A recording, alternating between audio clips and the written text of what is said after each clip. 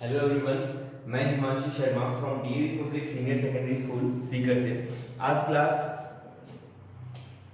Third का chapter number 1 my family part 4 इसमें हम कंप्लीट करेंगे हमारा चैप्टर नंबर 1।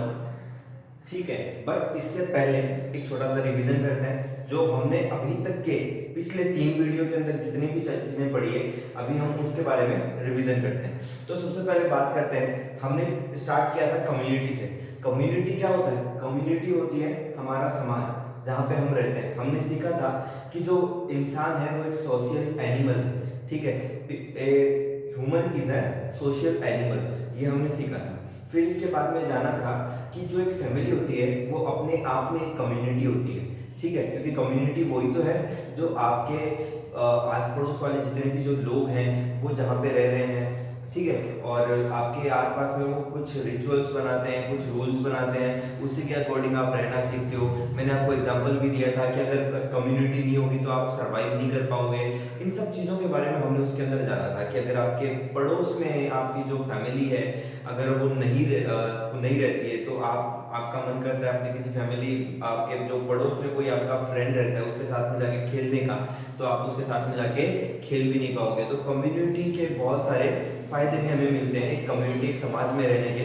तो सबसे पहले हमने सीखा था कि जो फैमिली होती है वो बेसिकली 2 टाइप्स की होती है। कौन कौन सी फैमिली के बारे में बात किया था हमने बात की थी न्यूक्लियर फैमिली और जॉइंट फैमिली के बारे में। तो न्यूक्लियर फैमिली वो फैमिली होती है जिसमें मम्मी पापा और उनके बच्चे रहते हैं। ठीक है, तो उसे हम क्या कहते हैं? उसे हम कहते हैं न्यूक्लियर फैमिली। ठीक है, तो न्यूक्लियर फैमिली के कितने भी पार्ट थे? 2 पार्ट थे। न्यूक्लियर फैमिली के 2 पार्ट थे। कौन कौन से पार्ट थे? एक तो था न्यूक्लियर स्मॉल फैमिली, एक था न्यूक्लियर बिग फैमिली। एक न्यूक्लियर स्मॉल जो फैमिली थी उसमें हमने जाना था कि न्यूक्लियर स्मॉल फैमिली वो फैमिली होती है जिसमें मम्मी पापा के सिर्फ और ज्यादा से ज्यादा 2 बच्चे होते हैं। ठीक है, न्यूक्लियर बिग फैमिली में हमने जाना था कि जो मम्मी पापा और उनके 2 से ज्यादा बच्चे हो तो उसे कहते हैं nuclear big family.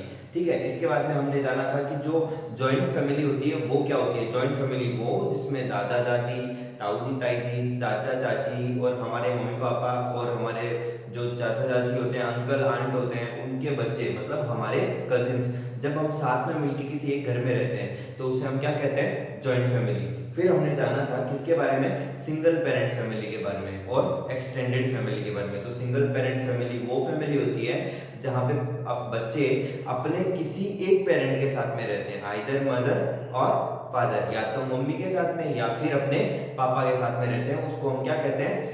Single parent family कहते हैं। फिर इसके बाद में हमने जाना था कि जो हमारी एक्सटेंडेड फैमिली होती है वो क्या होती है। तो एक्सटेंडेड फैमिली वो होती है जिसमें जो जितने भी जो हमारे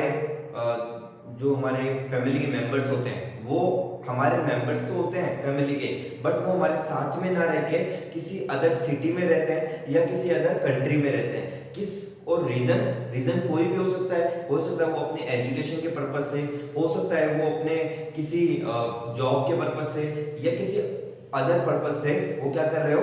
आपके साथ ना रह के किसी और दूसरी जगह पे रह रहे हो। क्लियर है? तो उसको बोलते हैं एक्सटेंडेड फैमिली। ठीक है, फिर हमने जाना था इसके बारे में कि हमारी जो फैमिली होती है उसमें हम वापस कब से मिलते हैं? कब मिलते हैं? तो जब भी जितने भी जो त्योहार आते हैं, जैसे हमारे होली, दिवाली, रक्षाबंधन, या घर में किसी का बर्थडे हो, या घर में किसी की शादी हो, या कोई फंक्शन हो हमारे घर में, तो हमारे जितने भी जो फैमिली मेंबर्स हैं हम क्या होते हैं? साथ में होते हैं। फिर हमने जाना था कि कुछ ऐसे लोग होते हैं जो हमारे रिलेटिव्स होते हैं, हमारे साथ में नहीं रहते बट फिर भी क्या होते हैं? वो हमारे फैमिली के मेंबर्स होते हैं। क्लियर है यहाँ तक? तो हमने इन सब चीजों के बारे में जाना था। फिर हमने जाना था इंपॉर्टेंस ऑफ अ फैमिली। किसी फैमिली की इंपॉर्टेंस क्या होती है? तो फैमिली की इंपॉर्टेंस वो होती है जिससे मैंने आपको एक स्टोरी से भी सिखाया था कि एक लड़की थी जिसका नाम था राधा। उसकी एग्जाम थी और एग्जाम होने की वजह से वो अपनी मम्मी की देखभाल नहीं कर पा रही थी। ठीक है, तो पीछे से उसकी आंटी ने, उसकी दादी ने उसकी मम्मी को संभाल लिया था। तो जॉइंट फैमिली में रहने के कुछ ये फायदे भी हमने सीखे थे। और इम्पोर्टेंस क्या होती है?